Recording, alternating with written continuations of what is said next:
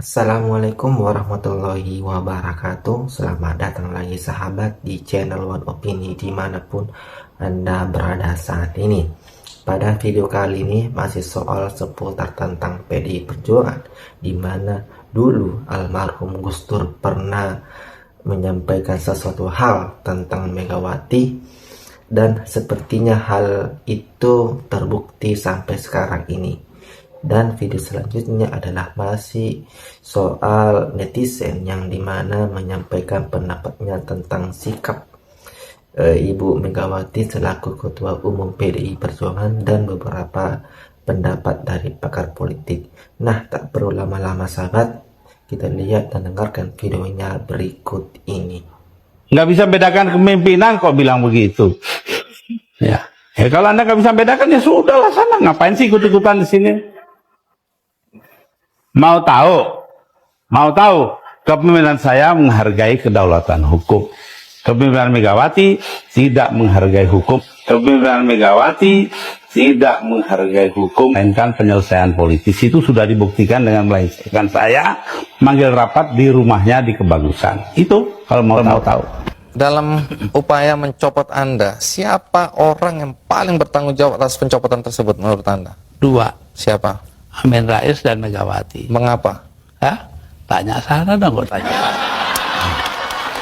Memang Megawati dan Amin Rais dianggap orang yang paling bertanggung jawab atas pencopotan Anda. Apakah Anda dendam sama mereka? Nah, apain dendam Mama Amin? Artinya Gus Dur sudah melupakan itu, sudah memaafkan. Maafkan, lupa sih enggak. Nah, pernahkah setelah peristiwa ini, apakah itu Megawati atau Amin Rais datang ke Anda untuk meminta maaf? Enggak ada. Mereka merasa dirinya benar, ya sudah.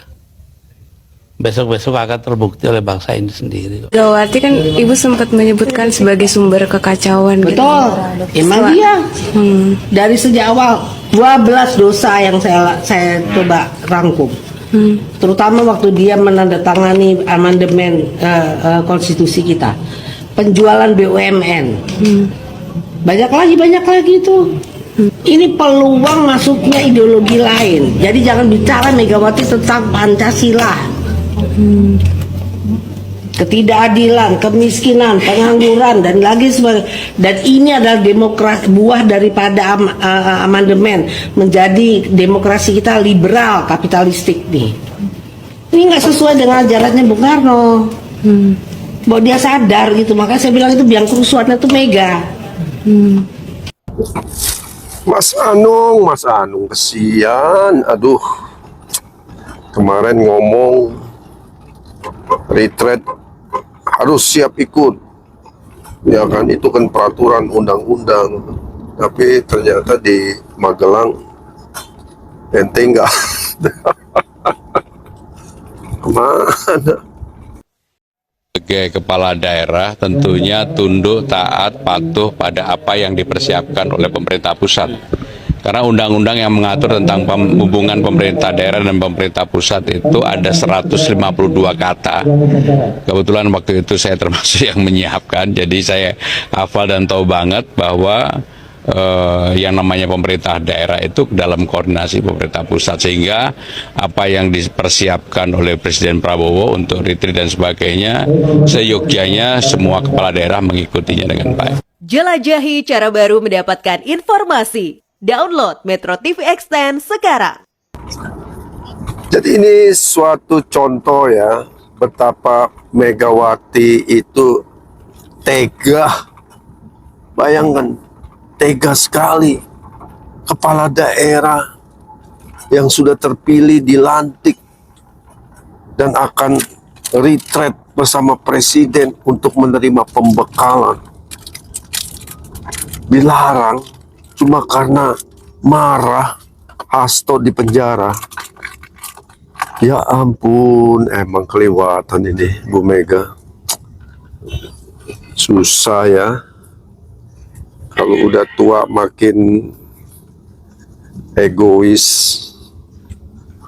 tidak bisa membedakan kepentingan bangsa dan kepentingan pribadi. Banyaknya direct message WA ataupun telepon yang meminta saya untuk bicara tentang boykot retreat yang dilakukan oleh PDIP. Karena menurut kawan-kawan yang DM dan telepon saya ini, isu terkait dengan boykot retreat yang dilakukan oleh PDIP sampai hari ini menjadi isu yang cukup menarik yang terus diperbincangkan tanpa selesai. Jadi ceritanya setelah Hasto, Sekjen PDIP itu ditahan oleh KPK, tak lama setelah itu PDIP melalui ketua umum mereka menginstruksikan kepada gubernur, bupati, dan wali kota yang menjadi kader PDIP untuk menunda keikutsertaan mereka dalam retreat di Magelang yang dilaksanakan oleh pemerintah untuk beberapa hari ke depan. Inilah yang saya kira sampai hari ini soal bagaimana PDIP meminta kepala daerahnya untuk tidak ikut retreat menjadi perdebatan-perdebatan yang saya kira cukup liar dan kemudian merebak kemana-mana. Sebut saja misalnya, kenapa misalnya ke PDIP itu meminta kepada seluruh kader-kadernya yang jadi kepala daerah menunda keikutsertaan dalam retreat. Ini tentu dibaca oleh publik sebagai ekspresi kemarahan, sebagai ekspresi dari kekecewaan dari PDIP karena sekjen mereka, Hasto, ditahan oleh KPK. Karena kalau kita membaca argumen yang disampaikan oleh jubir dan elit-elit PDIP, mereka mengatakan bahwa kasus Hasto ini adalah proses kriminalisasi. Kasus Hasto ini adalah sangat kentara nuansa politiknya, dan Hasto katanya itu ditarget sejak lama. Jadi argumen-argumen bahwa Hasto merupakan orang yang dikriminalisasi, ditarget secara politik, menjadi satu keyakinan sepertinya yang membuat PDIP cukup marah dengan ini semua. Dan persoalan Hasto bagi mereka itu tidak ada kaitannya dengan persoalan hukum. Bapak Prabowo ngasih makan siang gratis pakai anggaran pribadi disalahin, katanya tidak boleh, katanya melanggar aturan, pakai dana APBN nggak boleh, korupsi dihukum, utang dihujat, dihina lah. Kayak mana? Kata gue ini mah lama-lama bukan salah presiden, bukan ganti presiden, bukan ganti pemerintahan. Rakyatnya yang diganti. Mau rakyat dinaturalisasi. Kemarin tuh gue sempat ada baca komentar gitu ya. Kami orang Sumatera kok dikasihnya tahu tempe, kami kan makannya berlauk. Gue mau tanya Pak, mau tanya aku. Kau pikir tahu tempe itu apa? Batu. Terus ada juga yang tanya, terus kalau pakai duit pribadi, kalau pakai anggaran pribadi, auditnya gimana? Menurut kau gimana? Ya kayak orang sedekah lah, namanya pakai uang pribadi. Ya dihitung lah sama asisten pribadinya dia. Yang nge-audit uangnya Bapak Prabowo ya karyawan-karyawan pribadinya dia, bukan karyawan pemerintahan. Kayak gitu aja kok pakai ditanya. Emang nggak bisa kok pikir sendiri jawaban itu? Bantuan Bapak Prabowo Subianto untuk program makan siang gratis itu bisa dikategorikan sebagai bantuan sosial karena tidak menguntungkan pribadi dan tidak menggunakan uang negara. Paham kok Pao sampai sini? Terus kemarin ada juga aku baca komentar, katanya program makan siang gratis bikin trauma. Apa sih? Aku tuh bingung loh, dikasih makan siang gratis kok trauma? Dikasih makan kok trauma? Kayak mana konsepnya? Pikirannya kayak mana? Tapi nggak apa-apa, coba ya, aku coba untuk masuk ke dalam pikiran mereka yang trauma terhadap makan siang gratis atau yang bilang makan siang gratis bla bla bla bla bla. Mungkin ya, mereka itu anak-anak sekolah itu biasa di rumah makan makanan yang bermicin gitu loh. Maksudnya penyedap rasanya tuh kuat banget. Sedangkan kalau makan bergizi itu biasanya micinnya dikurangi, penyedap rasanya dikurangi. Makanya mungkin kurang sedap di lidah mereka sehingga mereka trauma. Kayak gitu kah? Menurut gua pribadi ya, kalau orang udah pernah merasakan sulitnya makan, sulitnya cari uang, menurut gua makan siang gratis yang katanya nggak enak itu akan tetap disyukuri kawan. Pemerintah itu lagi bebenah, kita sebagai masyarakat ayolah bebenah juga, tolonglah kerjasamanya. Apapun tindakan Pak Prabowo Subianto ya, gua dengan sangat amat meyakini beliau itu tidak pernah berniat jahat kepada rakyat, tidak pernah berniat untuk menyusahkan rakyat gitu loh. Cuman ya emang SDM kita aja loh, SDM-nya ya kayak gitulah, paham lah kalian lah. Jadi juga rakyatnya, SDM-nya juga mungkin nggak bisa mengelola dan tidak bisa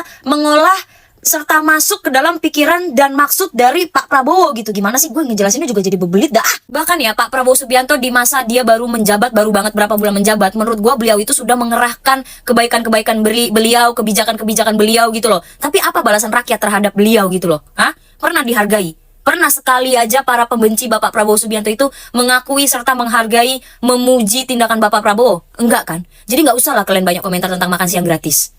Nah, itulah tadi sahabat-sahabat beberapa cuplikan video di mana dulu almarhum Gus Dur pernah mengatakan bahwa Ibu Megawati tidak taat hukum. Rasa-rasanya itu terbukti sampai sekarang, di mana PDI Perjuangan membuat suatu gerakan perlawanan karena sekjen mereka ditahan oleh KPK.